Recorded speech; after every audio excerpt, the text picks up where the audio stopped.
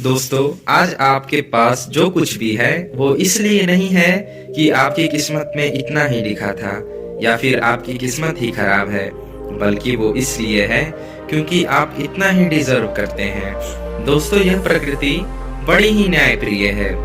यह उसे उतना ही देती है जितने का वह हकदार होता है, चाहे वो ज्ञान हो या धन। अभी आपके पास उतना ही है जितने की आप हकदार हैं, लेकिन अगर आपको इससे भी ज्यादा चाहिए तो आपको उसके काबिल बनना होगा।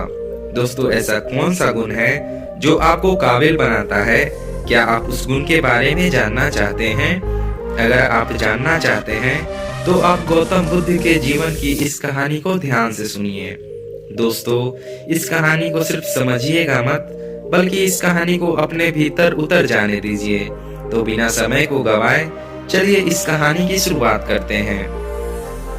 दोस्तों, एक बार गौतम बुद्ध को एक सभा में भाषण करना था और जब सभा का समय हुआ तब बुद्ध वहां आए और बिना कुछ बोले ही वहां से चले गए। तकरीबन 200 से भी ज्यादा लोग बुद्ध का उस सभा में इंतजार कर रहे थे और बुद्ध के इस तरह के व्यवहार को देखकर सभी लोग बहुत चौंके, लेकिन किसी ने भी बुद्ध से कोई भी प्रश्न नहीं किया। दोस्तों, अगले दिन फिर से सभा का आयोजन हुआ और दूसरे दिन सभा में लोगों की संख्या तकरीबन घट गई। इस बार तकरीबन 80 लोग सभा में बैठे हुए थे। बुद्ध सभा में आए, लेकिन इस बार भी बुद्ध ने वही किया, यानी बुद्ध इस बार भी आए और बिना कुछ बोले ही वहां से चले गए। लोग दोबारा से चौंके, लेकिन किसी ने भी बुद्ध से कोई प्रश्न नहीं किया।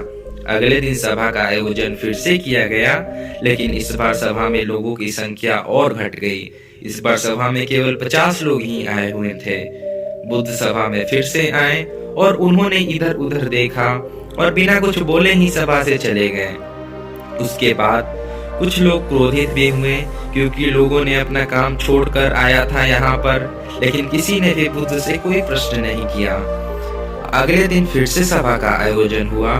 दोस्तों, आप लोग जो इस कहानी को सुन रहे हैं, आप में से भी कुछ लोगों का मन ही मन यह कर रहा होगा कि अरे कितनी बार सभा का आयोजन होगा, और आप लोग को भी इस कहानी को पढ़ते वक्त और सुनते वक्त इरिटेशन होना शुरू हुआ होगा।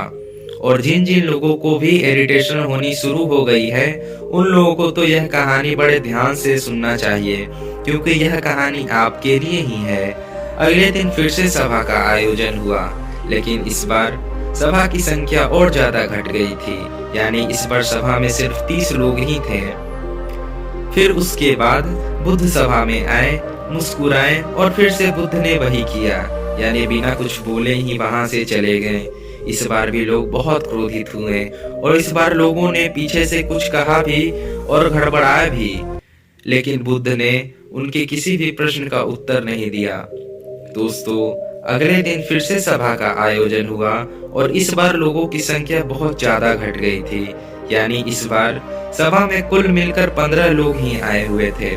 इस बार भी बुद्ध सभा में आए, लेकिन इस बार बुद्ध अपना आसन ग्रहण कर लेते हैं। फिर बुद्ध बोले और बुद्ध ने उन 15 लोगों को उपदेश दिया और वे 15 लोग ही बुद्ध के भिक्षु बन गए और आगे चलकर उन 15 लोगों ने ही बुद्ध के ज्ञान को अलग अलग दिशाओं में फैला दिया। फिर एक दिन बुद्ध से किसी ने पूछा कि बुद्ध, आप कई दिनों तक बिना बोले ही सभा से क्यों चले जाते थे? फिर बुद्ध ने कहा कि मैं उन लोगों को खोज रहा था जो लायक थे, यानी कि पहले दिन 100 से भी ज्यादा लोग आए हुए थे, उसमें से ज्यादातर लोग सिर्फ आए थे, उन्हें मेरे उपदेश से कोई भी मतलब नहीं था और वे बस आए और गए, और उसमें से ज्यादातर लोग सिर्फ देखने और सुनने आए हुए थे कि सभा में क्या क्या होता है। वे मेरे काम के लोग नहीं थे, क्योंकि वे लोग मेरे ज्ञान को और तक नहीं पहुंचा सकते थे। मुझे तो उन लोगों की खोज थी जो मेरे ज्ञान को जन जन तक पहुंचा सके। कई दिनों तक सभा से बिना बोले ही मैं इसलिए चला गया था क्योंकि मैं यह देखना चाहता था कि वे लोग कौन हैं जिनके भीतर वास्तव में प्यास नहीं है। जिन लोगों के भीतर वास्तव में प्यास थी, वे लोग अंत तक जरूर रुके, और जो लोग बस ऐसे ही आए थे, वे लोग पहले या दूसरे दिन ही चले गए।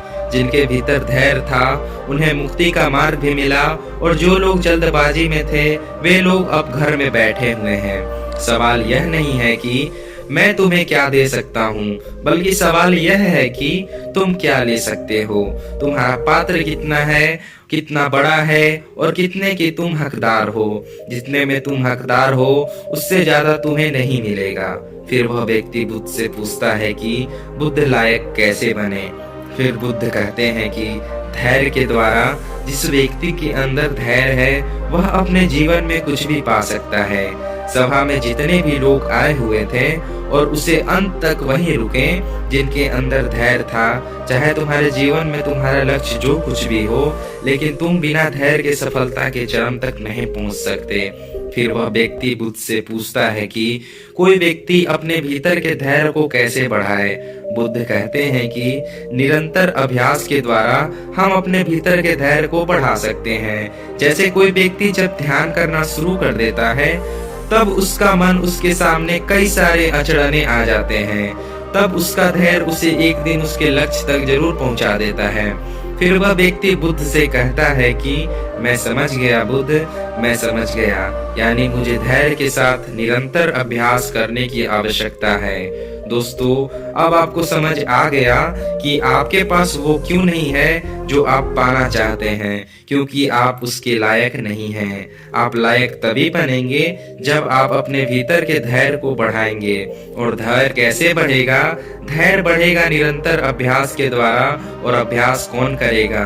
अभ्यास करेंगे आप, तो फिर क्यों नहीं करते? दोस्तों, खुद से ईमानदारी के साथ एक प्रश्न जरूर पूछिएगा कि जो आप भविष्य में बनना चाहते हैं उसके लिए क्या आप धैर्य के साथ कर्म कर रहे हैं? दोस्तों, अगर उसका उत्तर नहीं है तो आपकी असफलता के लिए जिम्मेदार आप खुद होंगे।